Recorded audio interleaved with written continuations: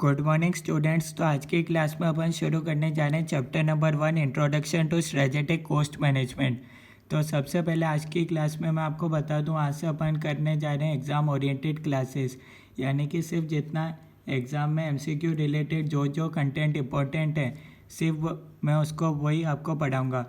और इस क्लास की सबसे अच्छी खास बात है कि मैं आपको एक चैप्टर एक वीडियो के अंदर ही निपटा दूंगा, ठीक है।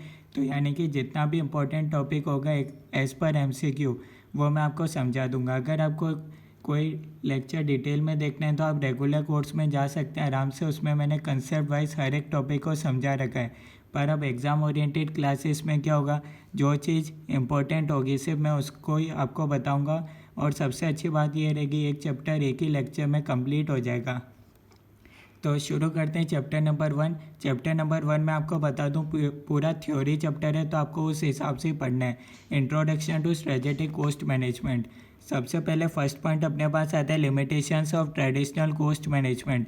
देखो, ट्रेडिशनल कॉस्ट मैनेजमेंट में कोई दिक्कत होगी तभी आया स्ट्रेटेजिक कॉस्ट मैनेजमेंट। तो सबसे पहले अपन पढ़ते हैं ट्रेडिशनल कॉस्ट मैनेजमेंट में दिक्कत क्या आ रही थी।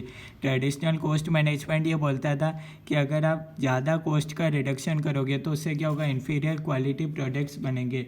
यानी कि आप क्या कर रहे हो, जैसे कि अभी आप समझ लो करंट सिचुएशन आपकी ये है बिजनेस की, सेल्स आप करते हो 100, कॉस्ट आती है 80, नेट प्रॉफिट आपके पास बचता है 20। अब ट्रेडिशनल सिस्टम क्या बोलता था, आपकी सेल्स है 100, कॉस्ट को आप रिड्यूस कर दोगे, ठीक है। सेल्स तो बढ़ नहीं सकती और कॉस्ट को ही आपको रिड्यूस करना पड़ेगा नेट प्रॉफिट बढ़ाने के लिए। तो कॉस्ट आप क्या करते हो 70 कर देते हो, नेट प्रॉफिट है 30 आ जाता है। ऐसे नेट प्रॉफिट तो बढ़ जाएगा पर अप टू सर्टेन लिमिट ही बढ़ेगा, क्योंकि अगर आप ज़्यादा कॉस्ट रिडक्शन करोगे, एक अप टू सर्टेन लिमिट ही आप कॉस्ट रिडक्शन कर सकते हो। उसके बाद आप ज़्यादा कॉस्ट रिडक्शन करोगे तो उससे क्या होगा, इन्फीरियर क्वालिटी के प्रोडक्ट्स बनेंगे। अगर क्वालिटी के साथ आप कॉम्प्रोमाइज़ करोगे तो हो सकता है सेल्स कम होने लग जाए। उसके बाद ट्रेडिशनल कॉस्ट मैनेजमेंट क्या है, एक रिएक्टिव यानी कि करेक्टिव अप्रोच है। यानी कि ये पहले अपने पास ये कॉस्ट हो जाता है, उसके बाद अपन करते हैं। जैसे कि सीए में होता है ना, आपको पढ़ना तो 400 घंटे पढ़ना है। आप एग्जांपल मान लो सीए फाइनल में, तो अब आपके पास पहला सिचुएशन होता है कि आप फर्स्ट बार में ही पढ़ लो या फिर फेल होने के बाद 400 घंटे पढ़ो, ठीक है। तो अगर आप पहली बार में पढ़ लेते हो तो उसको बोलते हैं प्रोएक्टिव अप्रोच, और अगर आप फेल होने के बाद करते हो तो उसको बोलते हैं रिएक्टिव यानी कि करेक्टिव अप्रोच। थर्ड पॉइंट में दे रखा है ignores competition, market growth and customer requirements. इसमें से फोकस करा जाता है कॉस्ट को कैसे किसी भी हालत में कम करना है, फिर competition, market growth, customer requirements, इन सबको अपन ध्यान में नहीं देखते हैं। शॉर्ट टर्म आउटलुक, और ये शॉर्ट टर्म आउटलुक है क्योंकि आप एक अप टू सर्टेन लिमिट ही कर सकते हो, उसके बाद आपके पास कोई ऑप्शन नहीं बचेगा कॉस्ट को कम करने का। तो उसके बाद है strategic cost management. Strategic cost management क्या होता है, ये दो चीज़ें बोलता है।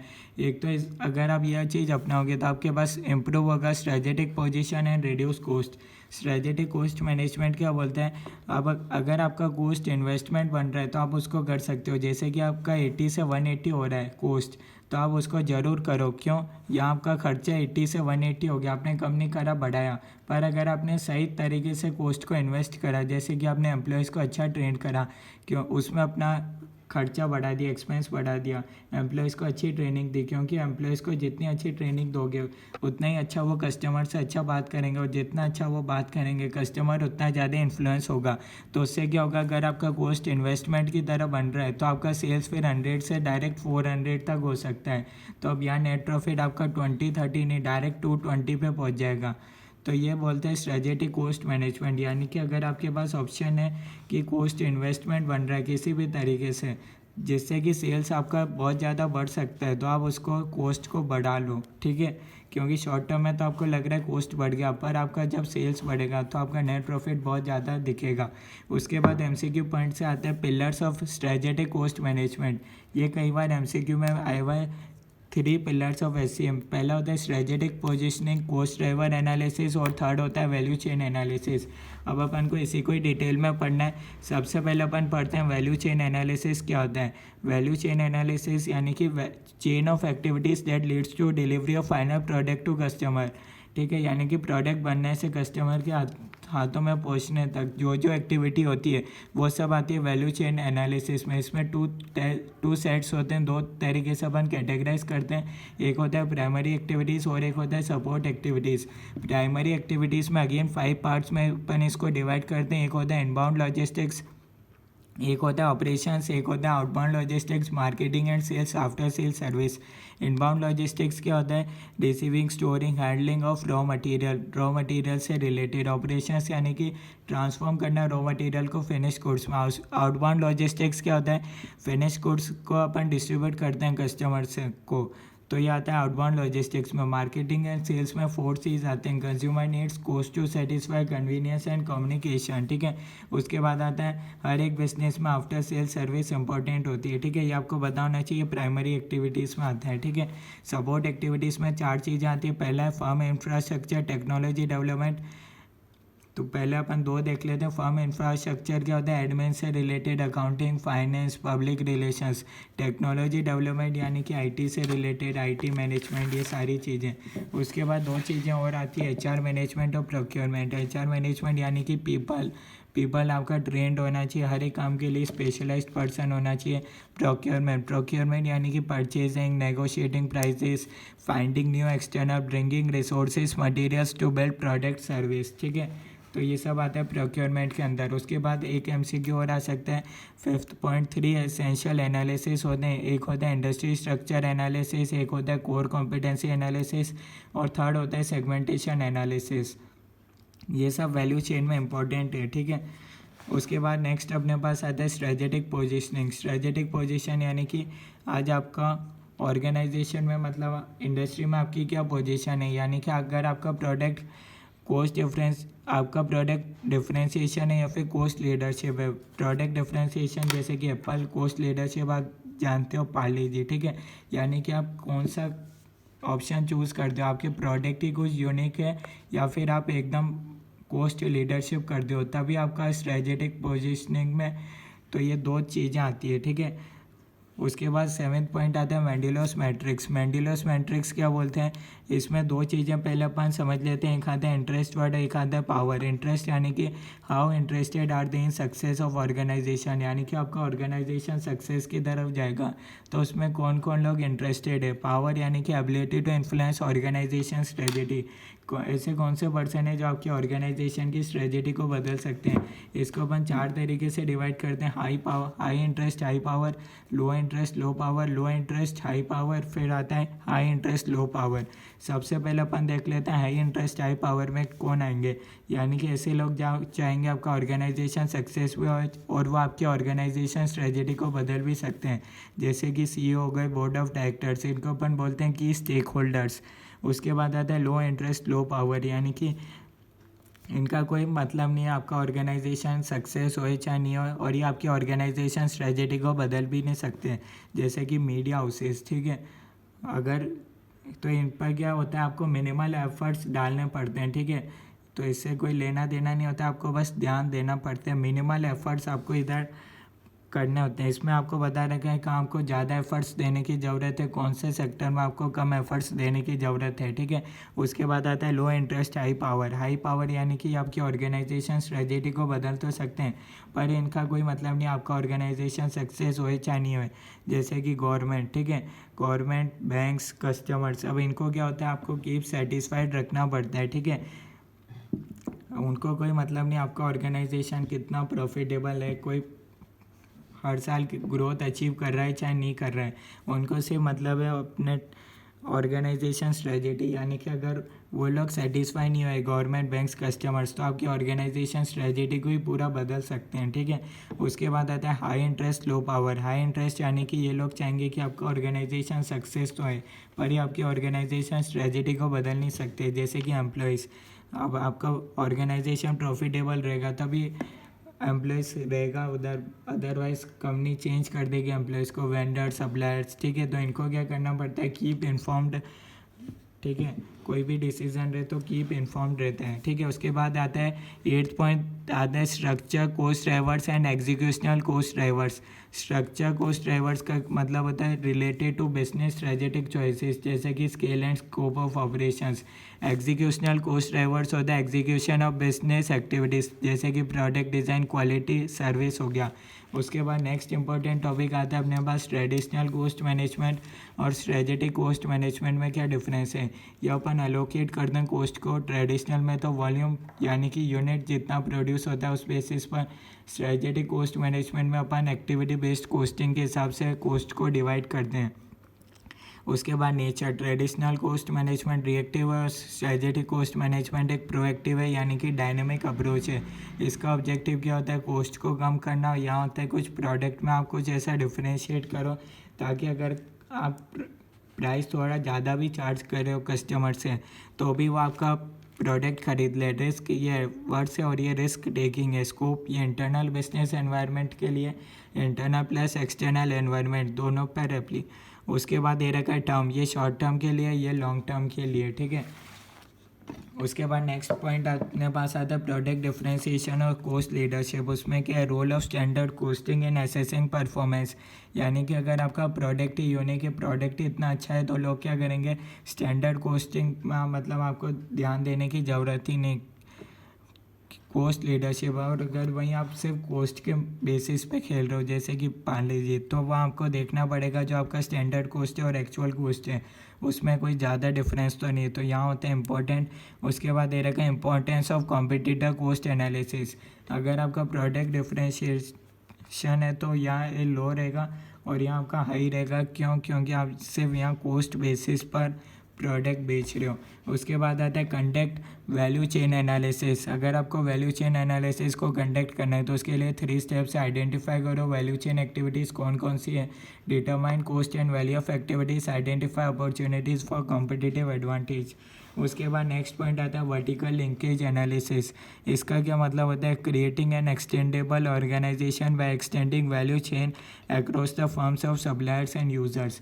कुछ ही नहीं, एक ऊपर एक नीचे, जैसे कि एक हो गया सप्लायर और एक हो गया नीचे यूज़र, तो इन दोनों पर भी अपन को ध्यान देने की ज़रूरत होती है। उसके बाद नेक्स्ट पॉइंट अपने पास आता है कंपोनेंट्स ऑफ बिजनेस मॉडल। एक होता है customer value proposition, profit formula, की रिसोर्सेज एंड प्रोसेसेस। आपसे एमसीक्यू में पूछ सकते हैं कौन सा कंपोनेंट नहीं है बिजनेस मॉडल का, तो ये आपको ध्यान देने की ज़रूरत है। उसके बाद आता है बिजनेस मॉडल कैनवास में 9 एलिमेंट्स आते हैं।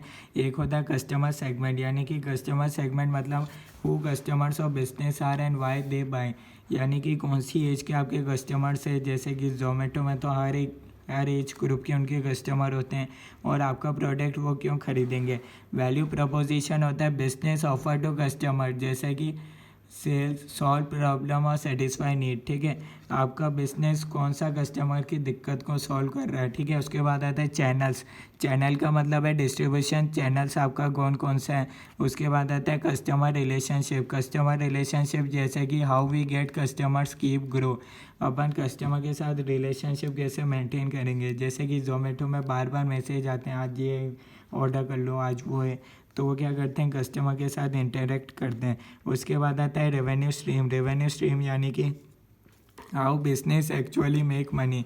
जैसे कि आपका मॉडल कौन सा है, सब्सक्रिप्शन बेस्ड है जैसे कि यूट्यूब, ठीक है। की रिसोर्सेज, की रिसोर्सेज यानी कि आपके बिजनेस के एसेट्स कौन से हैं। उसके बाद आता है की partners who make business model work, जिनकी वजह से आपका बिजनेस मॉडल चल रहा है, जैसे कि सप्लायर्स, चैनल पार्टनर्स, ठीक है। Key activities, important things to do in business keep running working, आपके बिजनेस की एक्टिविटीज़ कौन सी है। कोस्ट स्ट्रक्चर, जैसे कि जोमेटो में हर थोड़े दिन में डिस्काउंट देना उनको ज़रूरी होता है। कोस्ट स्ट्रक्चर जैसे कि cost structure plus evaluate scale of economies, कितना आपका कोस्ट आ रहा है।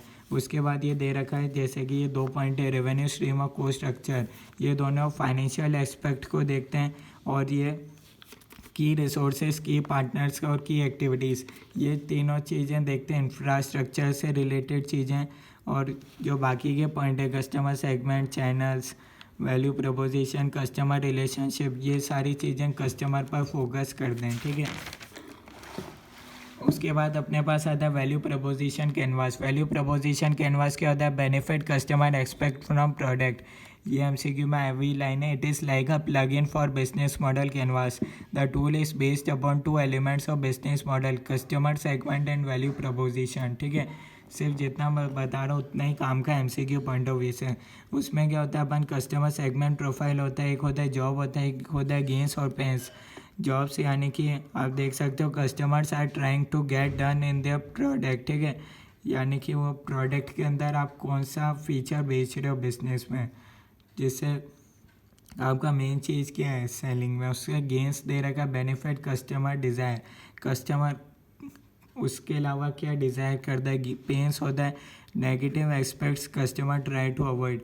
क्या आपके प्रोडक्ट में कोई नेगेटिव फीचर है जो कस्टमर चाहते हैं यार वो तो होना ही नहीं चाहिए। वैल्यू प्रपोजिशन मैप आता है, उसके बाद उसमें होते हैं 3 elements, product service pain relievers gain creators. Pain relievers होता है how product elevate customer pain. आपके प्रोडक्ट खरीदने से कस्टमर का कोई स्पेसिफिक प्रॉब्लम है तो वो कैसे सॉल्व होगी। गेन क्रिएटर्स यानी कि benefit that product create for customer. ठीक है, उसके बाद नेक्स्ट 17 पॉइंट आता है the element of remote environment. इसमें आता है पेस्टली यानी कि एक होता है पॉलिटिकल, एक होता है एनवायरमेंटल, सोशल, टेक्नोलॉजिकल, लीगल, एक ये इथिकल और एक है इकोनॉमिक। आपसे एमसीक्यू में पूछ सकते हैं कौन सा इसमें नहीं आता। ठीक है, उसके बाद आता है मार्केट सेगमेंट के 4 क्राइटेरिया होते हैं। एक होता है डिस्टेंट होना चाहिए, मेजरेबल होना चाहिए, प्रॉफिटेबल होना चाहिए और एक है एसेसेबल होना चाहिए। उसके बाद 19 पॉइंट में बता रखा है बेसिस ऑफ सेगमेंटेशन। आप किस बेसिस पर आपका प्रोडक्ट को सेगमेंट यानी कि डिवाइड कर दो। एक प्रोडक्ट सेगमेंटेशन कर सकते हो यानी कि जैसे कि कार में diesel car versus EV car. Demographic यानी कि एज वाइज कर सकते हो, जेंडर वाइज कर सकते हो, एजुकेशन वाइज अलग कर सकते हो, साइकोग्राफिक यानी कि लाइफस्टाइल वाइज कर सकते हो, इन्फ्लुएंस वाइज कर सकते हो, इंटरेस्ट वाइज कर सकते हो, बिहेवियरल यानी कि परचेज हैबिट्स। जैसे कि मूवी में होता है किसी को आगे की सीट चाहिए होती है, किसी को पीछे की सीट चाहिए होती है, तो उसमें क्या होता है दोनों की रेट अलग होती है मूवी थिएटर में। ठीक है, उसके बाद आता है geographic, city, Z, JP code, country, climate. उस बेसिस पे भी आप डिवाइड कर सकते हो अपने प्रोडक्ट को।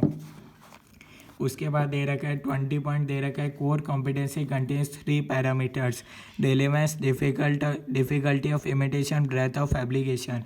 उसके बाद जो एग्ज़ाम में आया हुआ है एमसीक्यू है बहुत इंपॉर्टेंट है, वो है information system, information management, information technology. Information system क्या होता है? Software, hardware. इंफॉर्मेशन मैनेजमेंट क्या होता है? Acquisition of information, custodianship, distribution of information. Information technology क्या होता है? प्रिपेयर्ड होता है एक्टिविटी लेवल पर। अब ये एमसीक्यू में जो आता है इंफॉर्मेशन सिस्टम, इंफॉर्मेशन मैनेजमेंट और इंफॉर्मेशन टेक्नोलॉजी। ठीक है, सबसे पहले आपको ये सारे पांचों पॉइंट आपको याद रखने पड़ेंगे क्योंकि एमसीक्यू में कुछ भी आ सकता है। इंफॉर्मेशन मैनेजमेंट में जैसे आपसे स्कोप पूछ सकते हैं, इंफॉर्मेशन मैनेजमेंट का स्कोप क्या है, तो मैं आपको इसको लर्न करने की ट्रिक बता देता हूँ। इंफॉर्मेशन मैनेजमेंट यानी कि अपन पूछते हैं आई एम वेयर। मैनेजमेंट ने जवाब दिया मल्टी डायरेक्शनल, क्योंकि रिलेशनशिप ऑर्गेनाइजेशन वाइड है। यानी कि जैसे कि आप मान सकते हो आपके ऑर्गेनाइजेशन में गॉड है, भगवान है, तो उन्होंने पूछा आई एम वेयर, तो मैनेजमेंट ने जवाब दिया आप हो मल्टी डायरेक्शनल, यानी कि आप सर्वत्र हो, सभी जगह हो, क्योंकि हम सबका आपका पूरे ऑर्गेनाइजेशन का रिलेशनशिप है भगवान के होने के नाते, भक्त और भगवान का। तो इसको आप इस तरीके से याद कर सकते हो। इंफॉर्मेशन टेक्नोलॉजी को आप यूँ याद रख सकते हो जैसे कि नोकिया के साथ हुआ था। इंफॉर्मेशन हाउ टेक्नोलॉजी ने उन्हें बॉटम सप्लाई वाला एक्टिविटी बना दिया। नोकिया की वजह से क्या हुआ, सप्लाई एकदम बॉटम में चली गई। क्यों? क्योंकि उन्होंने टेक्नोलॉजी पे फोकस नहीं करा। तो हाउ टेक्नोलॉजी ने बॉटम सप्लाई वाली एक्टिविटी बना दिया। इसको नोकिया से याद रख सकते हो, इसको गॉड से याद रख सकते हो, और ये इसको याद रख सकते हो इस word business top demand division. Business की टॉप डिमांड क्या है डिवीज़न में? ठीक है, आपके बॉस ने पूछा आपसे, ठीक है, आपके इस वर्ड बिजनेस, ठीक है, आपके बिजनेस में टॉप डिमांड क्या है डिवीज़न में, एसबीयू में, फंक्शनल में। तो आप इसको इस तरीके से याद रख सकते हो। उसके बाद आता है आरएफआईडी। आरएफआईडी क्या होता है? Radio frequency identification. इसमें आपसे पूछ सकते हैं ये इनबाउंड लॉजिस्टिक्स है या आउटबाउंड लॉजिस्टिक्स है, तो इसका आंसर है दोनों चीज़ें, इनबाउंड प्लस आउटबाउंड लॉजिस्टिक्स।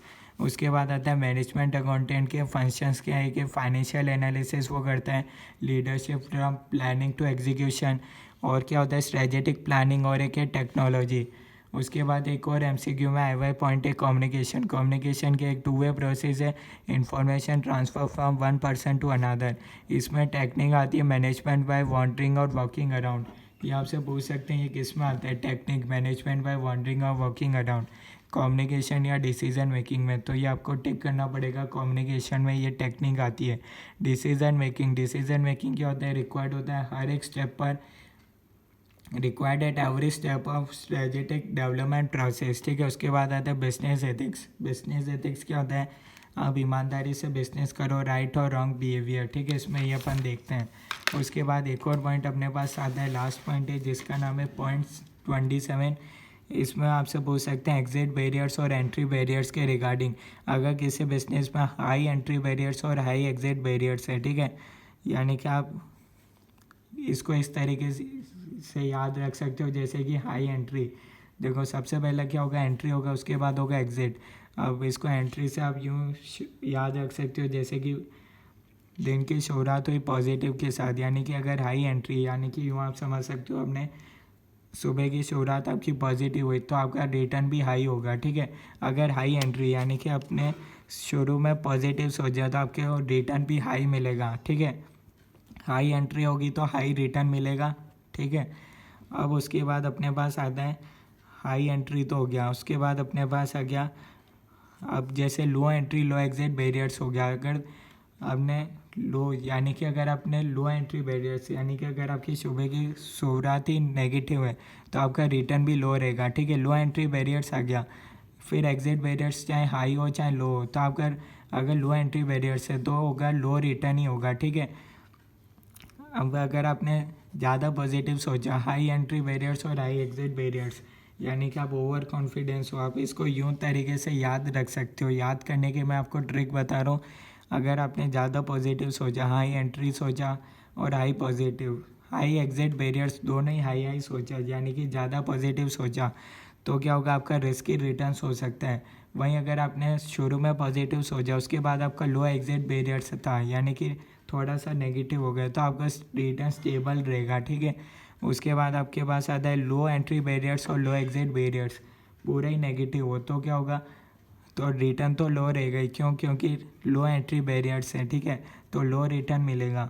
और जैसे कि फ्रूट्स वेजिटेबल्स में होता है, लो एंट्री बैरियर्स और लो एग्जिट बैरियर्स होते हैं, उनका लो रिटर्न रहता है पर स्टेबल रहता है। उसके बाद आता है लो एंट्री बैरियर्स है तो रिटर्न तो लो रह गई, पर अगर हाई एग्जिट बैरियर्स है बाद में आप पॉजिटिव हो गए तो आप इसको रिस्की रिटर्न समझ सकते हो। तो इसको आप अपनी मर्ज़ी से ट्रिक से याद कर सकते हो। एग्ज़ाम में कई बार आया हुआ है ये वाली चीज़, ये चार्ट आपके मॉड्यूल में भी एक एमसीक्यू इससे रिलेटेड है, तो इसको आपको याद रखने की आप अपनी मर्ज़ी से याद रख सकते हो।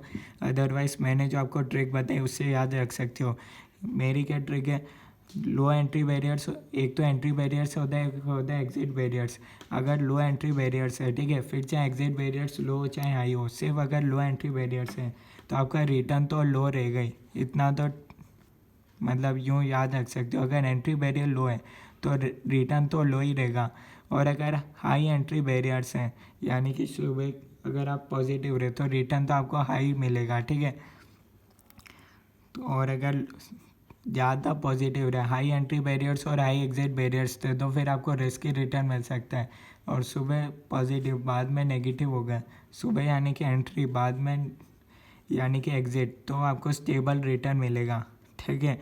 उसके बाद है फ्रूट्स वेजिटेबल्स में क्या होता है, सभी चीज़ लो होती है, लो एंट्री बैरियर्स लो एग्जिट बैरियर्स, तो लो रिटर्न तो हो गया लो एंट्री से, और स्टेबल रिटर्न हो गया, दोनों चीज़ लो है। तो उसके बाद लो एंट्री बैरियर्स है, ठीक है, तो क्या होगा, लो रिटर्न मिलेगा, पर हाई एग्जिट बैरियर्स है तो यानी कि बाद में पॉजिटिव हो गए तो आपको रिस्की रिटर्न मिलेगा। तो आप इसको अपने ट्रिक से याद कर सकते हो, कैसे भी आप इस टेबल को याद रख सकते हो। तो ये चैप्टर अपना कंप्लीट हुआ, एक ही क्लास के अंदर अपन ने पूरा चैप्टर कंप्लीट कर दिया। इतना पढ़ोगे तो भी इनफ है। और अगर आपको कुछ चीज़ समझनी है, आज तो मैंने आपको सिर्फ आज की क्लास में याद करने की कुछ ट्रिक्स बताई। अगर आप कंसेप्ट समझना चाहते हो तो आप रेगुलर लेक्चर देख सकते हो इस चैप्टर के, उसमें आपको मैंने समझा रखा है। आज मैंने सिर्फ एग्ज़ाम ओरिएंटेड क्लास के अंदर क्या करा है, एग्ज़ाम में जो एमसीक्यू बन सकते हैं वो आपको बता दिए, डिस्कस करें और कैसे आप उसको एग्ज़ाम के अंदर तक याद रख सकते हो, तो वो चीज़ मैंने आपको बताई है। नेक्स्ट क्लास में अपन नेक्स्ट चैप्टर शुरू करेंगे, एक दिन में एक चैप्टर ख़त्म हो जाएगा।